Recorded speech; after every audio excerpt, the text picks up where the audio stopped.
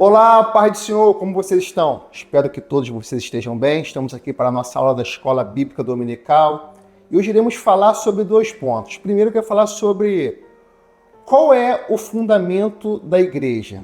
E quando a gente fala sobre o fundamento da igreja, surge aquela pergunta que acontece entre os evangélicos, entre os protestantes. Por que nós, evangélicos, protestantes, não temos Papa? O texto bíblico utilizado até para aqueles que defendem, como para aqueles que não defendem ter um líder único da igreja, um líder geral, que seria um Papa, se encontra em Mateus no capítulo 16, versículo de número 18, que diz: Pois também eu te digo que tu és Pedro, e sob esta pedra edificarei a minha igreja, e as portas do inferno não prevalecerão contra ela. Pois bem, como nós podemos interpretar essa forma, esse texto, para dizer que nós não temos um Papa, nós não temos um líder maior, um único líder da igreja evangélica? Pois bem, dentro desse texto nós temos que ter 3 tipos de interpretações, de interpretação. Vamos lá. A Bíblia, ela tem que ser interpretada através de uma unidade. E quando nós começamos a olhar os textos bíblicos do Novo Testamento, nós não conseguimos encontrar o apóstolo Pedro exercendo essa função de ser o líder de toda a igreja, aquele único líder, o Papa de toda a igreja. Nós começamos a ver, principalmente em Atos capítulo 15, ali quando há o primeiro concílio, a primeira reunião dos líderes da igreja, que o apóstolo Pedro não exerce uma liderança sobre aquela reunião. Nós vemos ali até outros personagens sendo proeminentes ali nessa passagem bíblica. Então nós não vemos Pedro, através de outros escritos bíblicos, exercendo essa função de ser um líder maior. Nós vemos até o apóstolo Paulo em sua carta dizendo palavras até mesmo duras contra Pedro, dizendo dessa forma: eu repreendi Pedro na cara, eu repreendi Pedro face a face.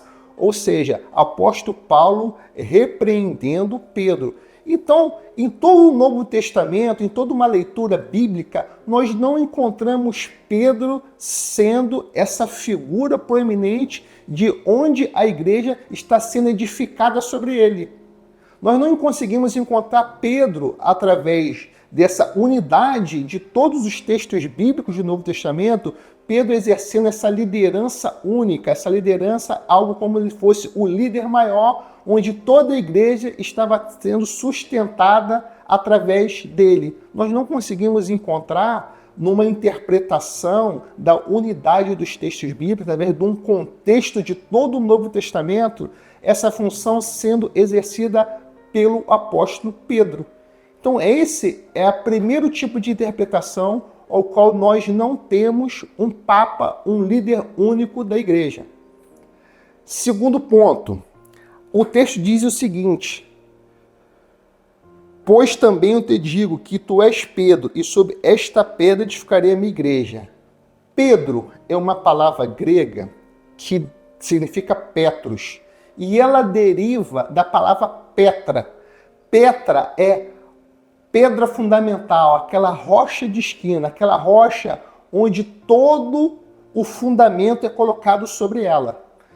Então, quando o texto diz o seguinte: Pois também de que tu és Pedro, ou seja, tu és pedra, tu és um fragmento de pedra, e sobre esta pedra, ou seja, esta pedra fundamental de esquina, esta pedra maior, esta pedra onde é posto todo o fundamento, edificarei a igreja. O que Jesus está falando? Jesus está falando sobre ele. A pedra é Jesus. Jesus, ele é o fundamento de toda a igreja. Então o texto bíblico está dizendo o seguinte: Pedro, você é um fragmento de pedra, mas sobre esta pedra que sou eu, que sou a pedra fundamental, que sou a rocha de esquina, onde está posto todo o fundamento, eu edificarei minha igreja. Então a igreja não está sendo edificada sobre Pedro, mas sobre Jesus. E enquanto nós vamos ver através dos textos bíblicos, isso surge toda a razão. Nós vemos o apóstolo Pedro dizendo em sua carta sobre Jesus é a pedra de esquina. nós vemos o apóstolo Paulo nos capítulos 10, nos capítulos 11 da carta que ele escreveu à igreja de Corinto, dizendo que Jesus é a pedra. Ou seja, a igreja não está edificada, não tem como fundamento fragmentos de pedra, mas sim sobre a pedra principal, a pedra de esquina, que é Jesus.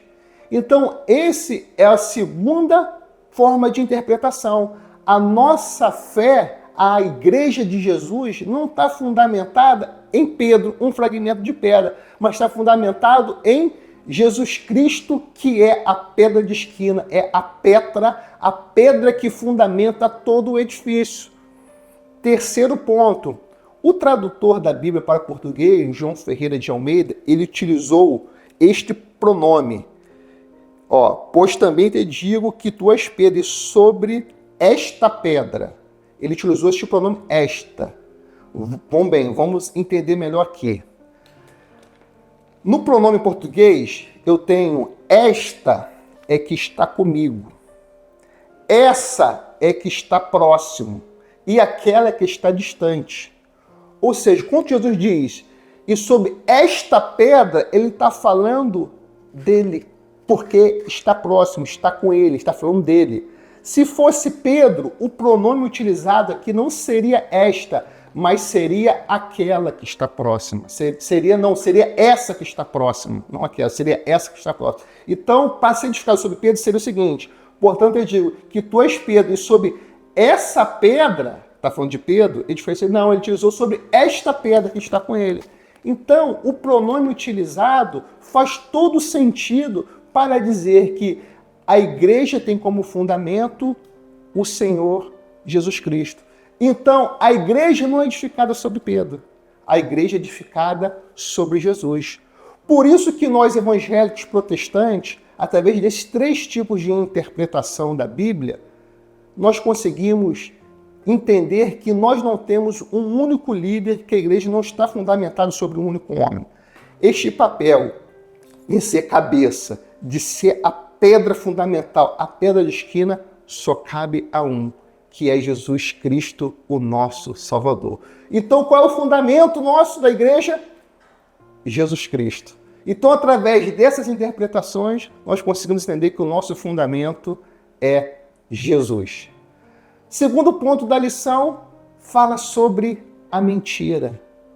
Nós somos fundamentados em Jesus. A igreja é fundamentada em Jesus. E a igreja é uma igreja que não mente. O cristão é um cristão que não mente. Aqui eu quero que você tome muito cuidado e traga contigo esse tipo de interpretação. Vamos lá.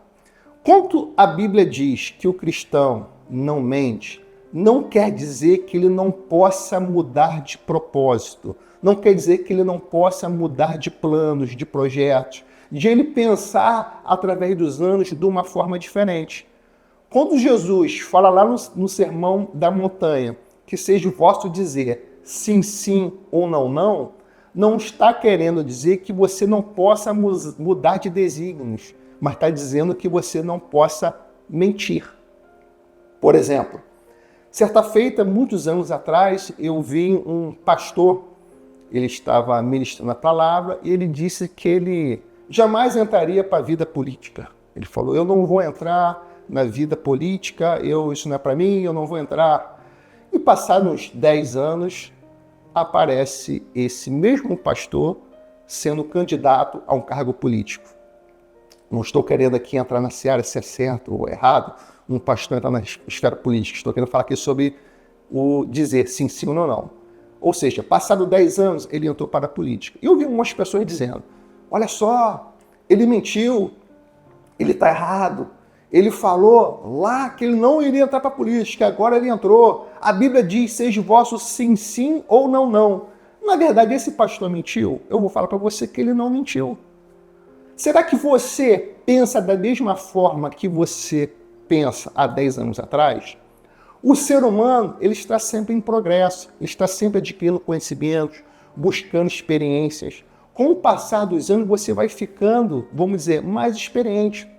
Você vai tendo uma bagagem maior, você às vezes vai ficando mais compreensível sobre algumas questões da vida, quando você era mais novo, não pensava dessa forma.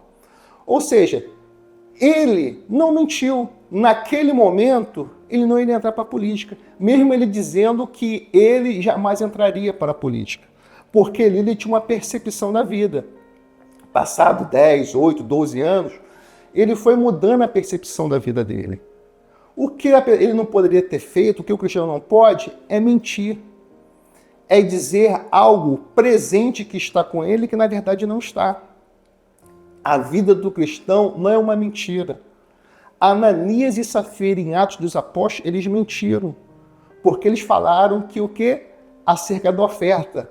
Na verdade, eles não ofertaram e tinham dito que tinham ofertado. Ou seja, ali foi uma mentira, foi um fato que aconteceu naquele momento. O que você não pode é o quê? É você, através de longos anos, você ter um pensamento e você mudar. Isso faz parte da vida do ser humano. Isso faz parte do homem. Isso faz parte, é inerente ao homem, ele está sempre em progresso, está sempre evoluindo, que não tem nada a ver com mentira. Tem a ver de você buscar uma maturidade através da sua vida pessoal e até mesmo da sua fé. Às vezes você tem uma interpretação bíblica para aquele contexto. Com o passar dos anos, você vai estudando, você vai maturando na fé, e você começa a ter uma interpretação um pouco mais polida, um pouco mais técnica através dos textos bíblicos. Por quê? Porque você está aprendendo mais e mais e mais. E isso não quer dizer que você está mentindo, simplesmente você está crescendo, mudando de propósito, mudando de desígnios, e isso é inerente ao ser humano. Portanto, na lição de hoje, estamos falando sobre Jesus é o nosso fundamento e o cristão, ele não mente, a igreja está fundamentada na verdade que é Cristo Jesus. Que Deus te abençoe profundamente, que você venha ter um dia abençoado, uma semana abençoada, um forte e fraterno abraço, tudo de bom sempre.